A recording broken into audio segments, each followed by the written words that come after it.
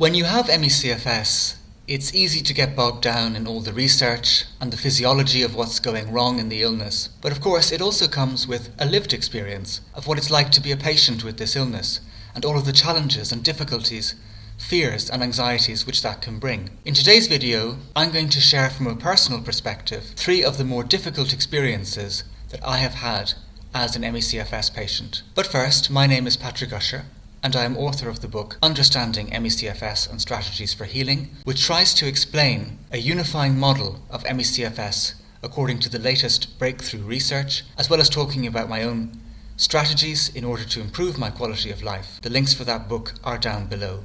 So I'm going to share 3 difficult experiences that I have had as an ME-CFS patient. Now, the first actually concerns the difficulties when you are more ill with ME-CFS of just keeping up with what you need to do on a day-to-day basis. And in particular, the issue for me earlier in my illness, when I was a lot less functional than I am now, was keeping up with the housework, keeping up with the cleaning I needed to do in my apartment. At that time, which is really the period 2019 to 2021, I was, as I say, a lot less functional. My daily step count was somewhere between 1.5 to 2,200 steps. I was mainly housebound. I could usually get out across the road, that's like 2 minutes away, to do my shopping. That wasn't always guaranteed, but I was mainly in the apartment. And I was often, I was crashing a lot, and I was often between, like having that capacity I just mentioned, or just it would plummet when I crashed, and I would be, mainly having to lie down and so on. And the problem with this up and down, when you're in that situation,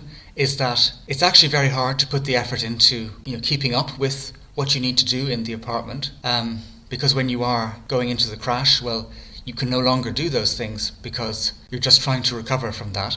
And also, even when you're not in the crash, things like where you're having to use your muscles to clean and so on or whatever, it's actually not very easy. So what happened is that over a period of months, as I was really not very well at all, things went downhill in terms of actually looking after where I was living. And I didn't like this. I like living in a clean space. I couldn't keep up, and I was too ill. So what happened was, eventually I said, look, I'm going to hire a cleaning company to come in and do one deep clean, kind of reset the place, and then I'm going to have a better chance of keeping up with it from now on. So I met with this cleaning company on the day they arrived. We go up to my apartment, and they come into it, and they're talking in their own language. They weren't Irish, but I could tell from their facial expressions and general mannerisms that they weren't saying very kind things about me.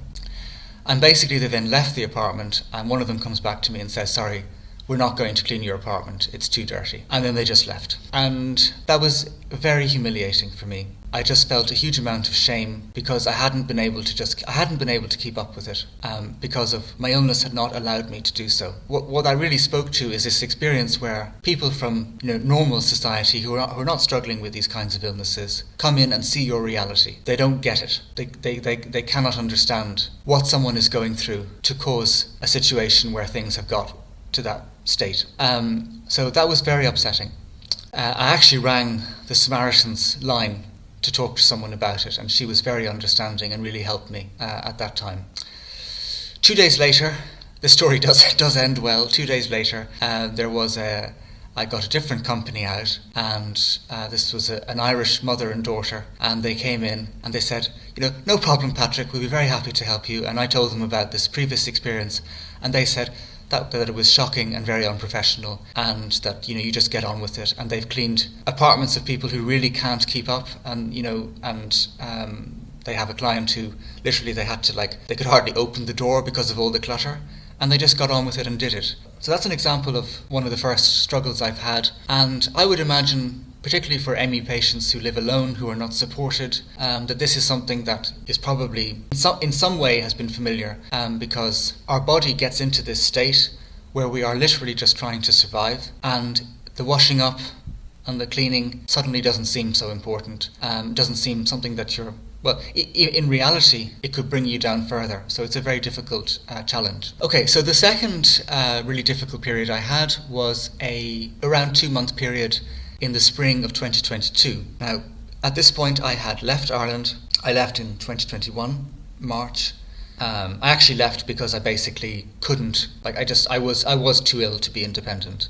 So I went to live with my dad, and he lives in France. So that was the decision I made. And over the year 2021, I had actually managed to get stronger. I was more functional. I had gone from, the 2,000 steps a day to 5,000 steps. I was taking short walks in the fields again, which was something I didn't think I'd be able to do. So I was getting better.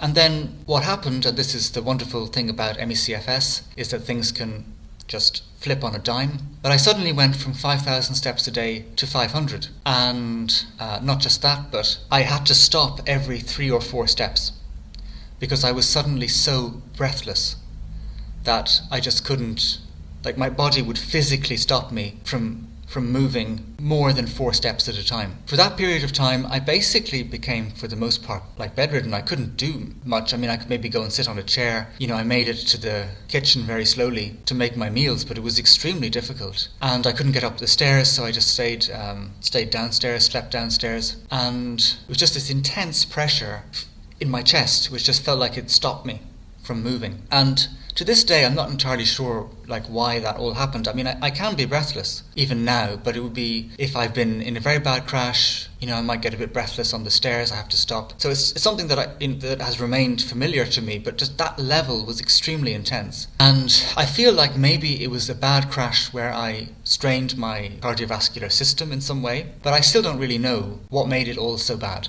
But anyway, the result was I ended up debilitated for this period of time. I actually have a photograph of myself from that period, which is so incredibly unflattering. It's not even funny.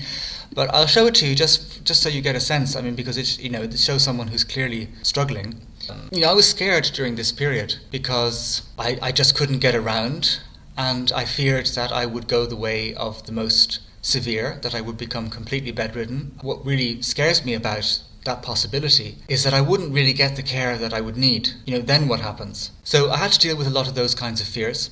It was a big shock for things to turn around and become so bad so quickly. What I tried to do was I settled into different routines. I do find that when things get very bad, I try to fight back in the best ways I know how. So for the first few weeks, I was doing a lot of Buteco method practice, which focuses on increasing carbon dioxide levels in the body, and therefore also paradoxically improves oxygenation, because I thought I'm so breathless, maybe that will help. It didn't really.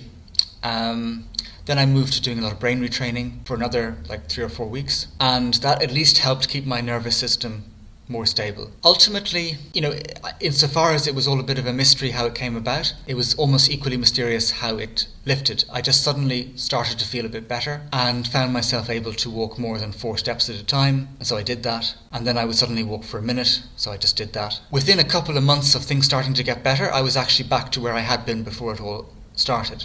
So I did strain my cardiovascular system somehow. I remember that the crash that I went into it, that led me into it, I had this kind of feeling that something had gone in my heart, it was just like a strain, and maybe it just healed. The third really difficult thing that I've had to deal with is an intermittent experience rather than a specific time, and it concerns nights of total insomnia. And now I did a video on insomnia recently, so I'm not going to go into this in too much detail here. Basically, sometimes I'm so ill at night that I do not sleep at all, not one wink. And this is something that I find very traumatic, because it's the worst level of suffering that one has, or at least in my experience. I can somewhat put up with being in a very bad crash, but please don't take away my sleep. And it's hell at the time, and it's particularly hell the day after, when you have to fight through a whole long day of sleep deprivation and hoping that the same thing won't happen to you again. Now, it's not something that happens to me so often these days. I'm always aware that it might, because I kind of have a lot of fears around this, given how awful an experience it is. It last happened about 6 months ago, and the time before that was a year prior. So it's not been so common. It used to be something that happened more regularly. But basically, those are really, really difficult moments for me, because we need sleep. It's very cruel if you can't sleep. It causes awful suffering. Nervous system tends to be wildly dysregulated during those times. But what I do the day after, again, is I fight back. And this is something that I think is a theme for me. I've not always been very good at being consistently working on strategies to and improve over the course of my illness, but when the shit hits the fan, I tend to fight back. And so on the days after a night of total insomnia, I will sit down and I will start practicing my positive visualizations, and in this way I will try and counteract the major autonomic dysfunction that's usually going on at those times. And over the course of the day, where I will do hours of this, I can usually bring down ANS dysfunction to some extent. It's very hard because I'm always like nodding off and so on, but it's what I try and do, is to try and fight back. And I hope that one day, when I'm much better, this will be such a non-issue that those traumatic pathways will fade away. But I do think that there are some parts of this illness that can be so horrific. I mean, the whole illness is traumatizing, but it's just they're so horrific that that it traumatizes you in a way that you become hypervigilant to the possibility of those symptoms occurring again. So those are 3 things that I have really struggled with from a personal perspective over the course of this illness. I wonder if you'd like to share some of the things that you've really struggled with in the comments. But I think there's strength to be gained from sharing what's actually happened. Also recognizing that we're still here. Sometimes these symptoms are so awful, you can fear for your life. The main thing is, however, that we're still here, we still fight on, we get through these things. And if I look at all 3 of these examples that I've given today, I no longer have difficulty keeping up with housework. I'm not in a situation where I'm down at 500 steps a day. I can walk 7,000 steps a day, and more often than not nowadays. And my problems with total insomnia are, much rarer nowadays, and in general, although I have some difficulties with sleep still, I often sleep very well. But these are all things that have improved. And that's, I think, the message I want to end this video with, is that even though things can be very, very difficult, it can be surprising what the body is capable of when the circumstances are better and when you have strategies moving towards improvement. So that's it for this video. Please leave your thoughts, your comments down below, and I will see you in the next one.